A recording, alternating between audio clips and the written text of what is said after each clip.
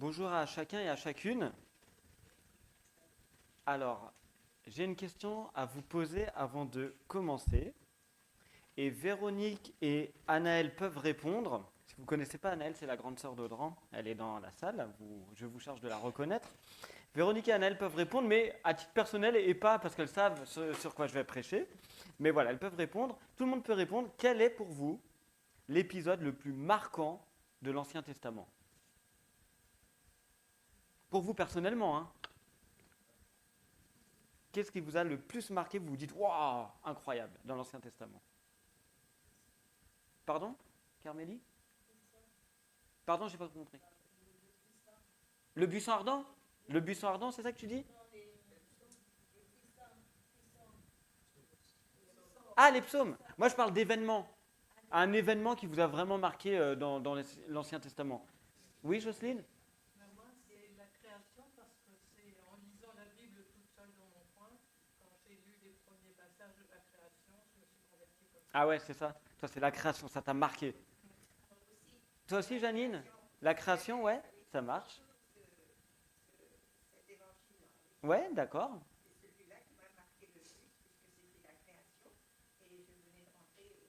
D'accord. Et toi, Gilles? David, il t'a marqué. Autre chose?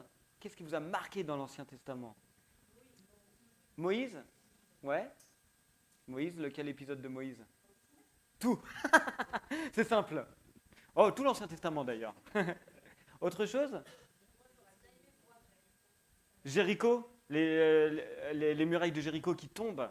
Ça, c'est marquant. C'est marqué par rapport à la puissance de Dieu ou pas? Toi, personnellement, où tu te dis, waouh, c'est un truc de ouf ce qui se passe. Ouais, mais quand même, du coup, c'est un truc de ouf ce qui se passe. Non, C'est plutôt ça la consigne.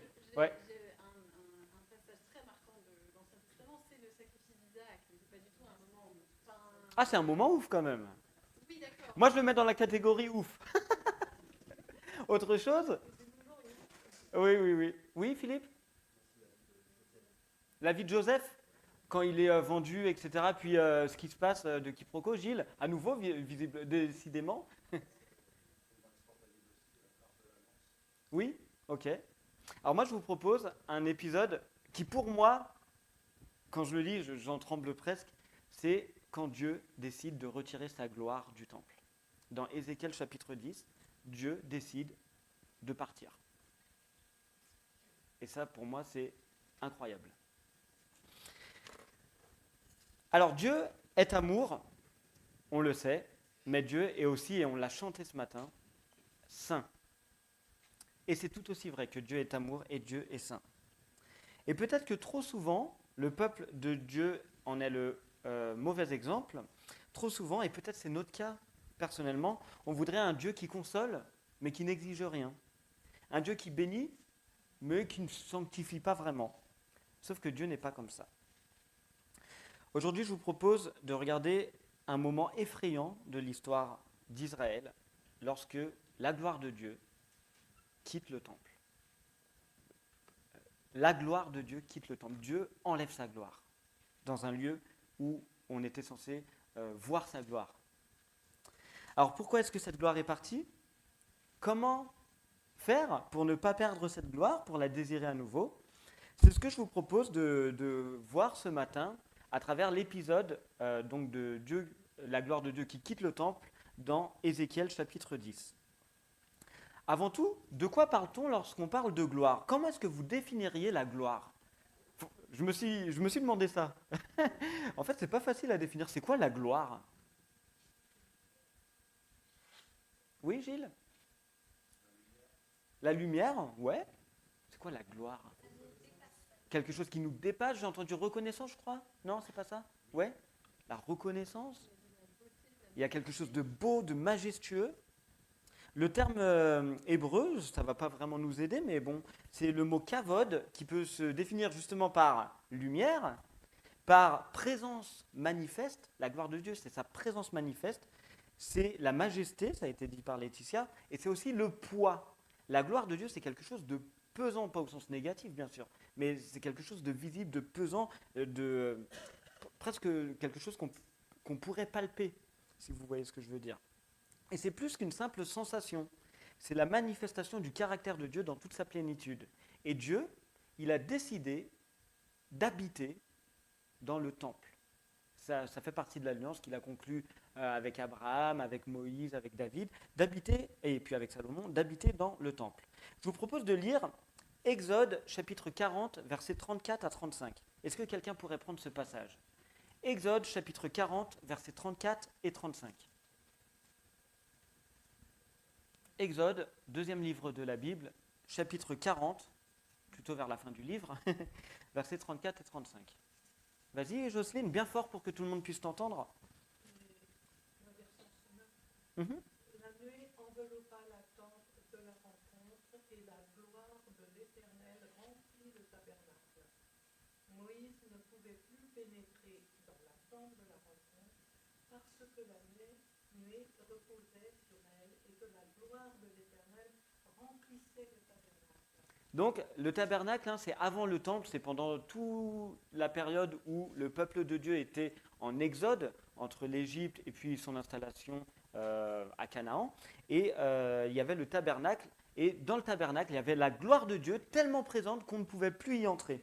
Est-ce que quelqu'un d'autre pourrait prendre, ou Jocelyne encore, si tu veux persévérer, je serais reconnaissant aussi, 2 Chroniques, chapitre 5, versets 13 et 14. C'est après le tabernacle, c'est au moment du temple. 2 Chroniques, chapitre 5, versets 13 et 14. Et c'est écrit là, il suffit de lire. Merci Zélie, beaucoup.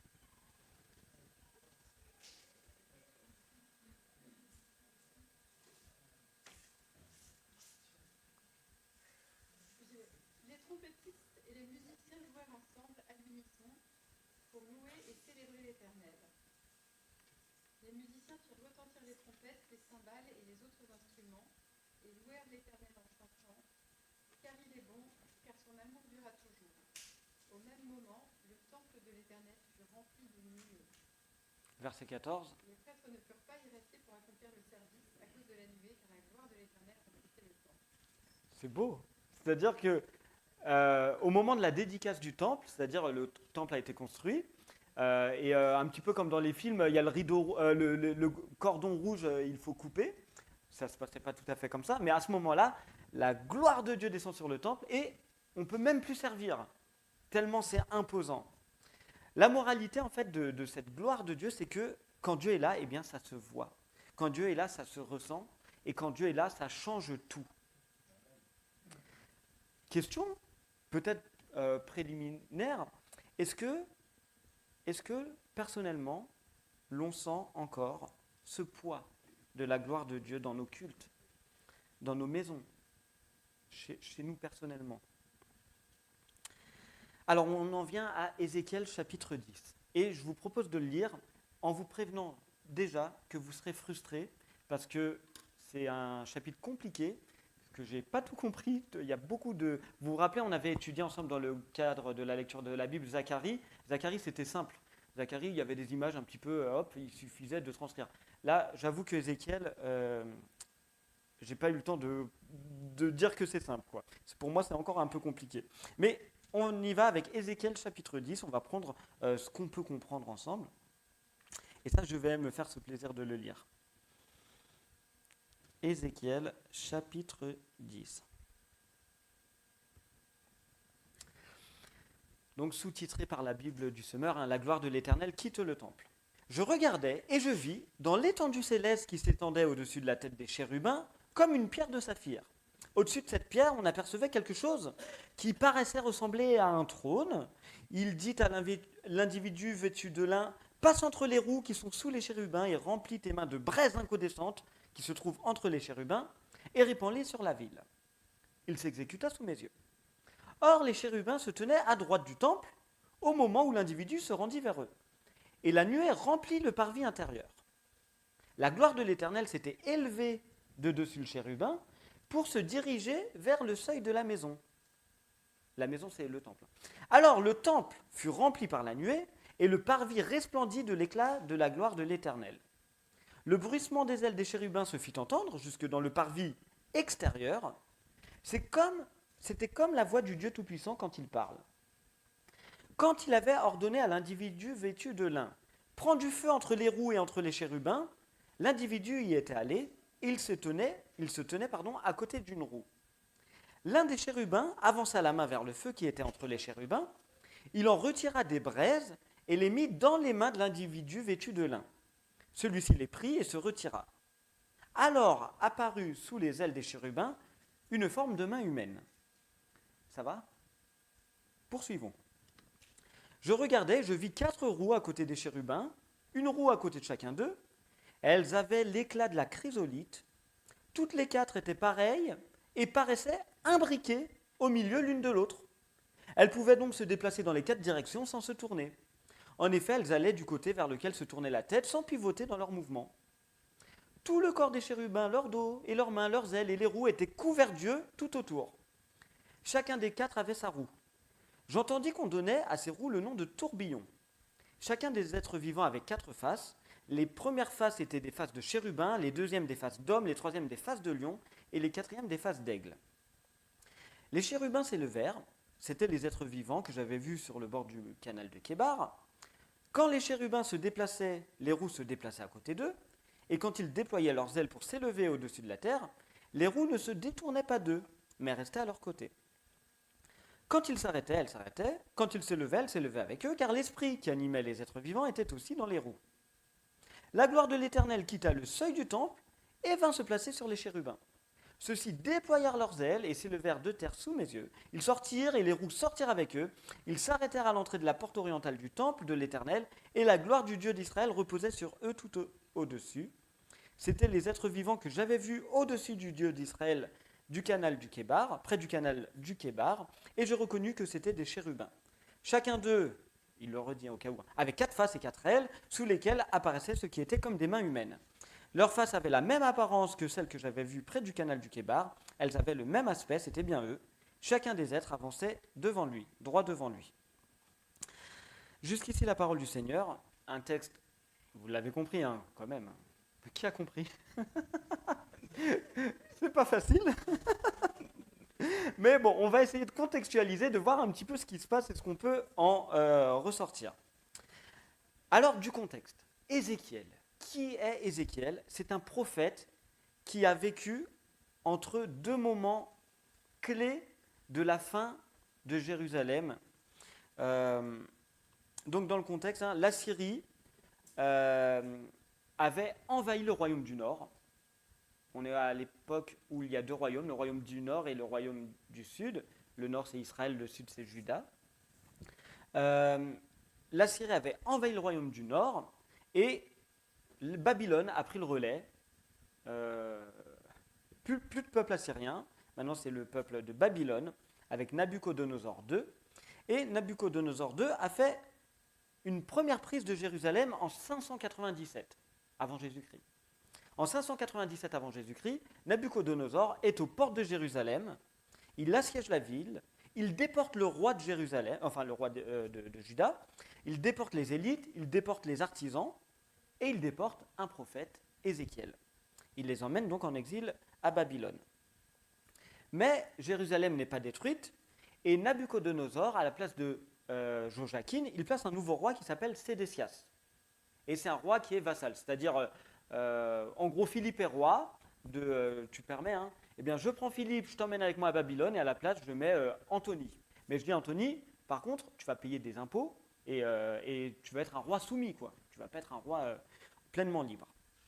Qu'est-ce que fait Anthony? Qu'est-ce que fait Sédécias? Seulement 9 années après, eh bien, il se révolte. Alors Nabuchodonosor revient avec toutes ses troupes, il est furax, et là il dit ouais, pas de quartier, on rase tout. Il rase le temple de Salomon, il rase les murailles, la ville elle est brûlée, et finalement ce qui était un peu élevé, c'est devenu un champ de ruines. Le reste de la population, ceux qui n'étaient pas partis en exil, eh ben, à nouveau, vit un deuxième exil à Babylone. Et donc Ézéchiel, lui, lorsqu'il rédige, il est entre ces 2 événements. Il y a eu d'abord Nabuchodonosor qui a pris Joachim et Ézéchias, donc Ézéchiel, je voulais dire, il est à Babylone, Et il apprend au fur et à mesure de son livre ces différents événements. Au chapitre 1, il a une vision, une première vision, dans Ézéchiel chapitre 1. Et ce qu'il voit, Ézéchiel, c'est que la gloire de Dieu, elle est au-dessus de Babylone. C'est ça la première vision de Ézéchiel dans Ézéchiel chapitre 1. C'est la gloire de Dieu, elle est au-dessus de Babylone. Et là, Ézéchiel dit, c'est bizarre cette affaire. Pourquoi la gloire de Dieu qui devrait être dans le temple, elle est au-dessus de Babylone?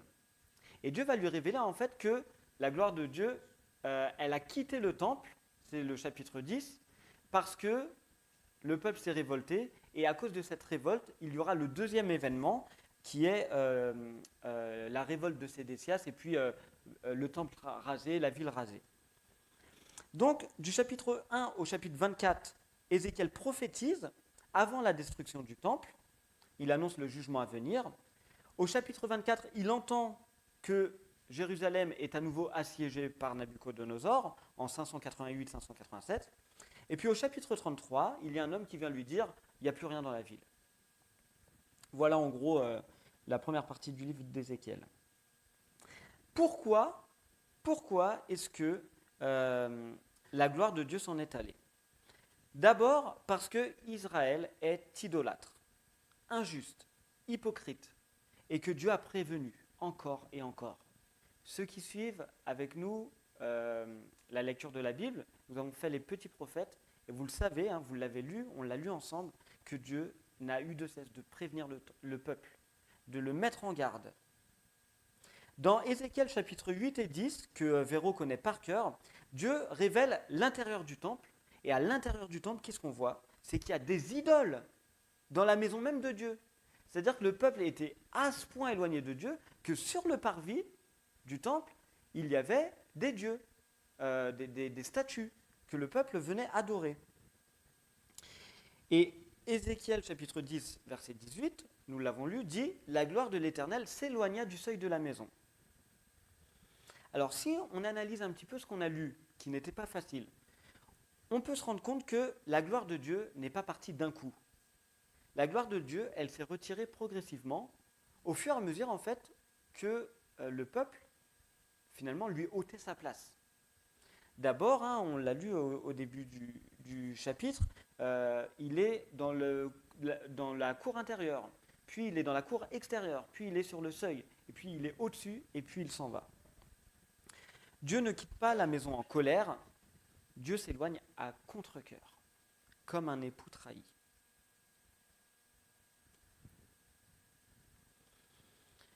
Et pourtant, 400 ans auparavant, on l'a lu dans 2 Chroniques 5, verset 14, 400 ans auparavant, la gloire de Dieu était arrivée dans le temple. Elle était arrivée, la gloire de Dieu remplissait la maison de Dieu tout entière, et pourtant, cette fois-ci, ce passage-là de Ézéchiel 10 nous révèle que la gloire de Dieu, elle est en marche pour quitter la maison de Dieu. C'est un moment terrible pour l'histoire d'Israël. Imaginez, on est dans l'Ancienne Alliance. Dans l'Ancienne Alliance, le seul moyen d'avoir accès à Dieu, c'est le temple. Il n'y a pas d'autre moyen d'accès à Dieu. Le seul moyen d'être en contact avec Dieu, c'est le temple. Et Dieu se barre. C'est ça, je suis un peu familier, mais c'est ça ce que Ézéchiel dit. C'est un choc. Et moi, je me suis demandé, et si, sans qu'on s'en aperçoive, Dieu se retirait de nos églises? Et si on ne remarquait même pas que Dieu était de moins en moins présent parce qu'on lui prenait de plus en plus sa place? Je ne vise pas notre église, je pose la question. Parce que je pense qu'Ézéchiel 10 nous invite à nous poser cette question. Alors on pourrait, comme le peuple, continuer, peut-être pas les sacrifices de bêtes, mais on pourrait continuer les chants, on pourrait continuer les prédications, on pourrait continuer les programmes, l'école du dimanche, le SNAM, mais finalement sans la présence de Dieu. Vous voyez combien c'est ridicule et en même temps terrible. Dieu qui part, quel jugement! Dieu qui dit « je ne me sens même plus chez moi ici, je préfère partir ». Quel jugement! Ce n'est pas la première fois que la gloire de Dieu part. Dans 1 Samuel chapitre 4, versets 21 et 22, il y a cette expression, Ikabod, Ikabod c'est la gloire, c'est parti, quoi, la gloire elle est partie. Dans 1 Samuel chapitre 4, versets 21 et 22, quelqu'un pourrait nous prendre ce passage ? 1 Samuel chapitre 4, versets 21 et 22.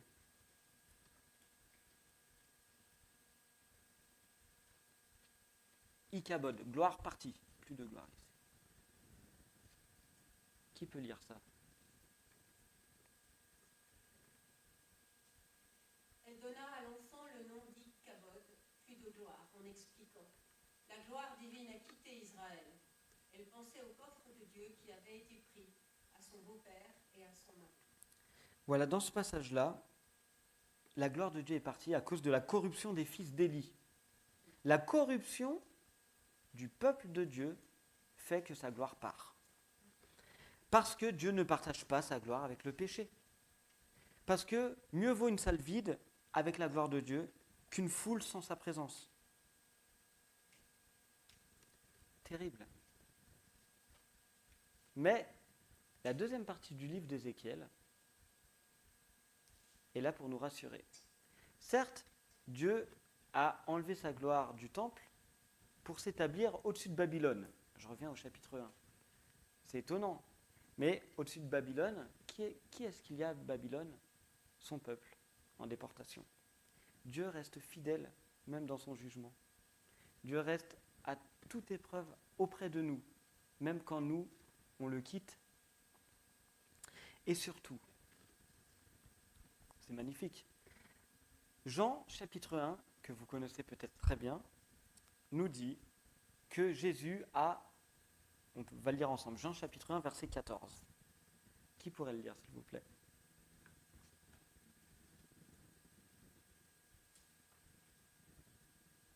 C'est lui qui est la parole est devenu l'homme et il a vécu parmi nous. Nous avons contemplé sa gloire, la gloire du Fils unique envoyé par son Père.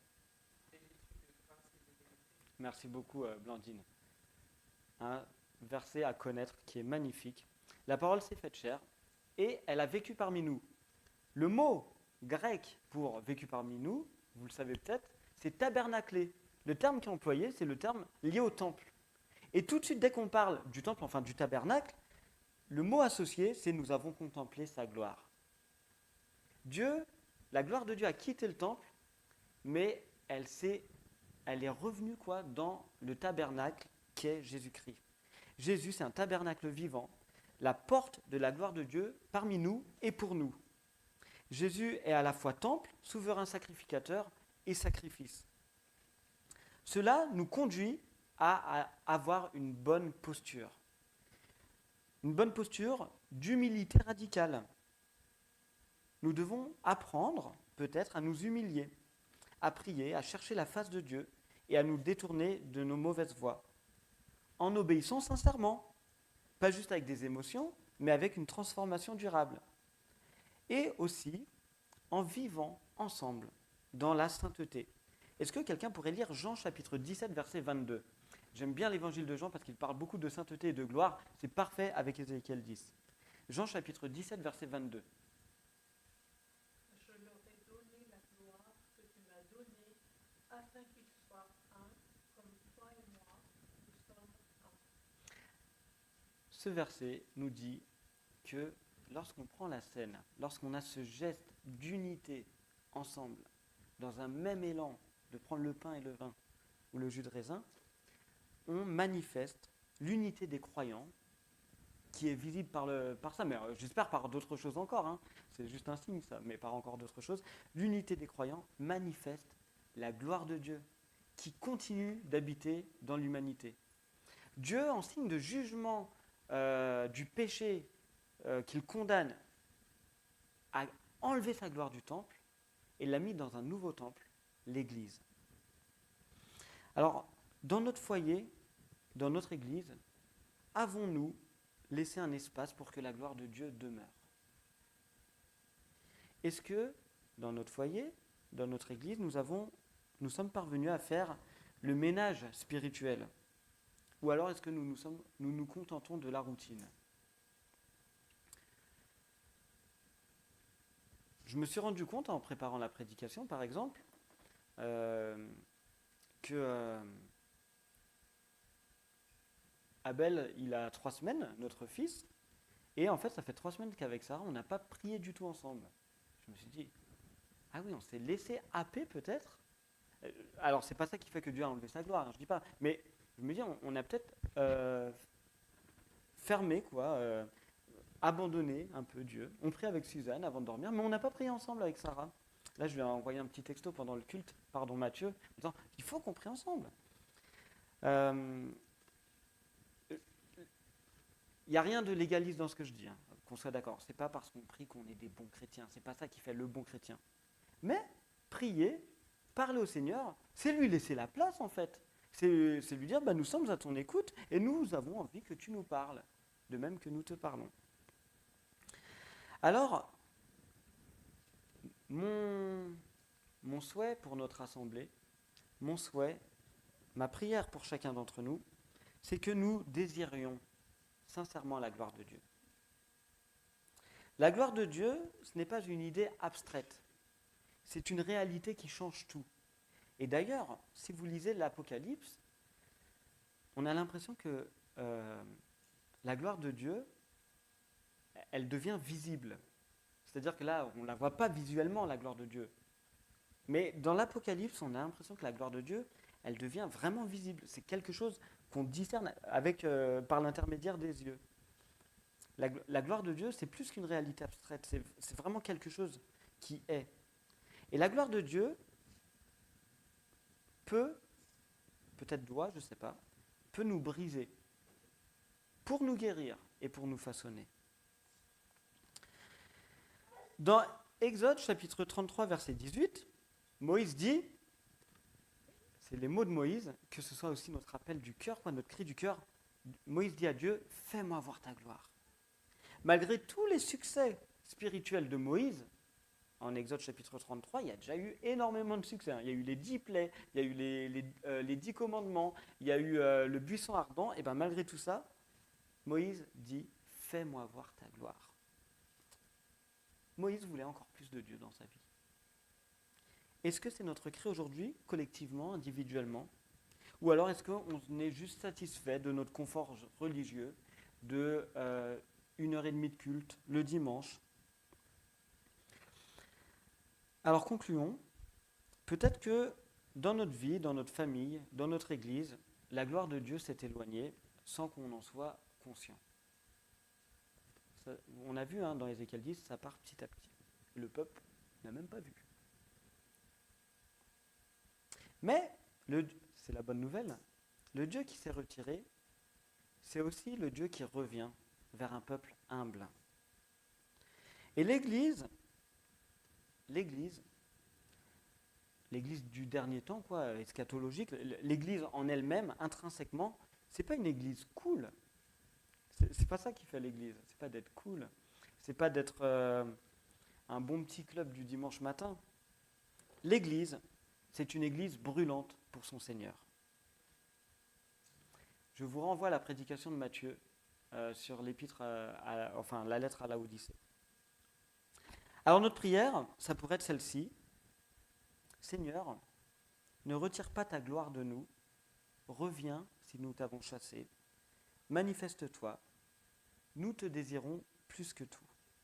Que ce soit notre prière pour notre famille, pour nous individuellement et pour notre assemblée. Amen.